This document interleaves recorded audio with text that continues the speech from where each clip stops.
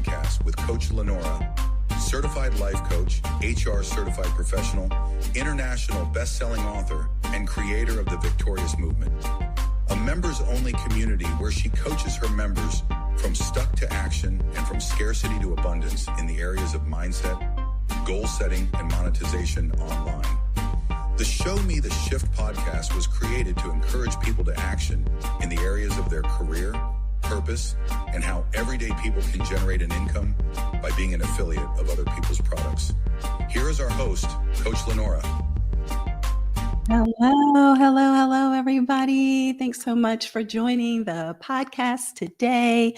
One of the things that I wanted to start off with today is that this will actually be the last week of the weekly Show Me the Shift podcast. So I am going to continue with my bi-weekly or twice a month podcast where I am interviewing entrepreneurs that have shifted from corporate America to being a person who is an entrepreneur, a business owner, and focusing on their stories. However, I am kind of slowing down this Show Me the Shift segment, mainly because of the fact that the traction just isn't there. And one of the things that I've learned as a business owner is that you have to shift and evolve with what works and what does not seem to be resonating or sticking with people. And so I felt as though this was great topics that we could cover in regards to not only how I got started with affiliate marketing, but also everything in regards to career and helping people to kind of find a way to get into their next opportunity with a job, but also about those who want to pursue their purpose. The difference is what I'll be doing going forward is just creating more content around those areas, as opposed to doing a 15, 20, sometimes 30-minute or so live stream in regards to that. So just wanting to let you all know that this will be the last week of the Show Me the Shift weekly, or I guess every other day podcast segment, but we will continue with the Sunday live streams and podcasts, and you'll be able to find those anywhere that you find podcasts after they have been uploaded so that you can see it there, or you can even check them out on my YouTube channel. So they will always be available there as well. So on that note, today we're talking about career because it is Wednesday.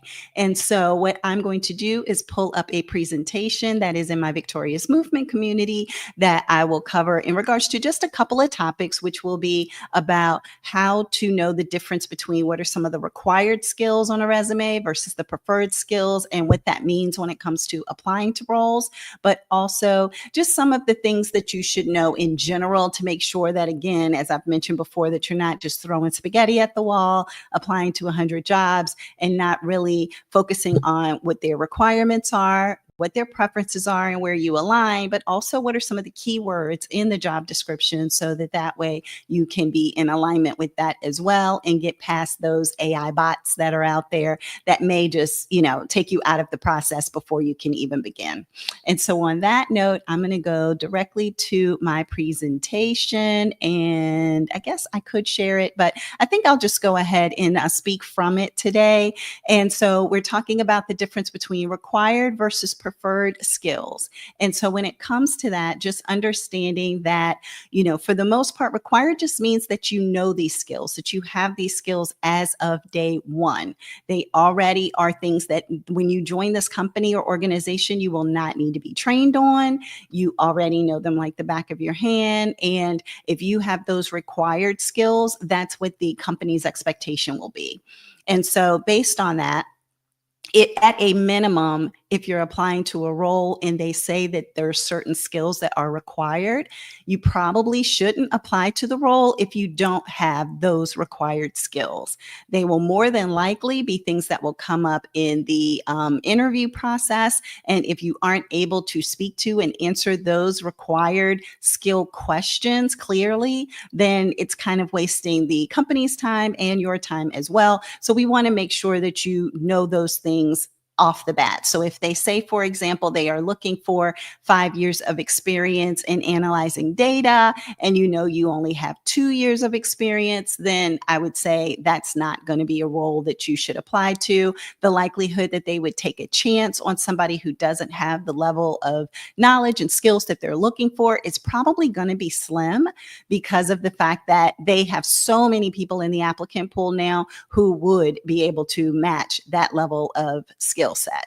Now, if the tables were turned and it was a situation in which it's a applicant's, market versus the corporation's market, right now it's more people looking for work than there are people who are actually qualified to apply to roles. So the companies can pick and choose a little bit more, where in the past it has been at different times and cycles where it's the applicant's market that, hey, companies, really have a ton of jobs and there's not as many applicants who are applying to them. And so based on that, they may actually take a chance, but typically those required skills are going to be things that are non-negotiable. Okay. Now, when it comes to the preferences, those are things that they're nice to haves. When a company creates a job description, it's not like a set in stone, every single thing on here has to be met. It's more of what their like to haves are, what they're, okay, this is my wish list of things that people can bring to the table for this particular role. And so based on that, it would be really important for people to know that, hey, if I have the requirements and I have a good number of the preferences that they are looking for, then maybe this is a position I should apply to. I typically say to have it somewhere around 60, 70%. Like if you're around 70% and you're like, hey, these preferences that they're talking about, I have most of them, but not all of them, then I would say to go ahead and apply. What I also had recommended in the past is that women do not apply to as many roles as men typically. They'll talk themselves out of it because of the fact that they don't have all those preferences.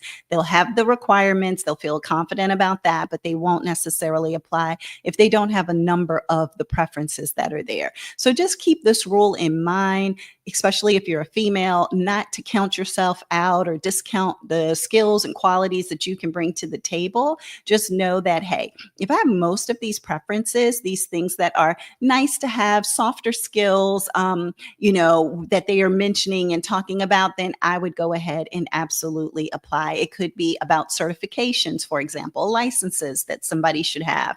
Well, if you don't have those, but they're listed under preferences, again, don't discount that you shouldn't apply. Go ahead and apply. And what might happen is that company will help you to get those certifications and licenses, help to pay for it, things of that nature. Some companies will even put in the job description that, hey, in your first 6 months, we'll pay to have you take the course and apply to get the license or certification. So keeping that in mind as well. The other thing that I wanted to cover is about keywords, because I feel as though when it comes to a job description, people don't really know what to look for on there as the keywords. I've had a few clients even say, like, what are the keywords? What should I be looking for when I'm looking at a job description? And what I would recommend is that, the keywords are like certain phrases, certain things that the job description speaks to that you can tell the level of importance based on how the description is written. So it could be something like the experience that they're looking for. If they're saying specifically data entry, customer service, project tracking, management of, people or processes. So if they're speaking to certain things in that way, then I would say those are keywords that you should think about and say, okay, how are these words incorporated into my resume so that way they know that I have what they are looking for. There's some instances in which people are just applying to everything with random, just for generic resumes. And when you do that, you're not specializing to what that company is specifically looking for. And your resume may get kicked out by the bot because of the fact that okay, we're saying that we're looking for this, but there is nothing on your resume that indicates that you have the skills that we're looking for. And so therefore, we're going to go ahead and kick you out of the process and move people into the process that are more in alignment with what it is that we're looking for. And so if you know that you see certain words like analyze, coordinate, manage, develop, trained, whatever the case may be, then making sure that your resume does incorporate those keywords, because they very well could matter in the scheme of things, right? The applicant tracking systems that a lot of companies use, they have certain ways in which it's like, okay, there's maybe questions that they ask that they want to make sure that you have the answers to, but they could also set it up with a keyword. And if people don't have the keywords, what it will do is it will say, okay, this person's resume is 90% to where it is that we need somebody to be. So therefore, we'll pass this along. Maybe if you think of it like a street light, you'll say, okay, green, yellow, red, right? And so there may be a situation where they're like, okay, this person has 90% of what we're looking for. They are green. We'll go ahead and move that forward to the recruiter or the hiring leader. Then you can have where it's yellow. Let's say the person has about 50% of what it is that the ATS is expecting that person who is going to get the interview to have as their skills. Well, that might show up as yellow, and that might make its way over, but it might also fall into this like subcategory pot that the recruiter could dip into, but they probably will focus on the greens if they have enough greens to move forward in the process. If they don't, then they can, dip into the yellows and say, okay, let me go ahead and add some yellows to the list. But then the reds are the ones that just really don't have any of the keywords. Maybe it's 20% or less of the keywords that are a part of the description that the recruiter, hiring leader, or the ATS itself has put as the main things that this particular position needs to have. And that person won't make it through the process. They may get an auto decline, or they may make it into the red category of the recruiter list, which basically means that they'll just get a manual decline versus a kick out automated decline. So those are some things to kind of think about. The language that we use on our resumes can really make a difference to either make or break our ability to even get to a human, as opposed to getting to the interview. If you don't even make it to the human, you're not going to make it to the interview. So on that note, that's just a few of the things that I wanted to make sure that I spoke to today when it comes to applying to roles and opportunities. Make sure that you read the job description. It always surprises me how people don't read the job description thoroughly. Like, that's something that really surprises me, that people will take the opportunity to apply, read some of the highlights, what they consider to be the highlights, but not necessarily go through and read each line, figure out those keywords, figure out what the preferences are versus the required skills, and be able to make a good determination of, yes, this is something I should apply to, or no, this isn't really in alignment, because the title alone isn't going to give you everything that you need to know. You need to delve a little bit deeper and ensure that you are not only applying to a role, but applying to something that you'll feel qualified for and confident when you walk into the interview for.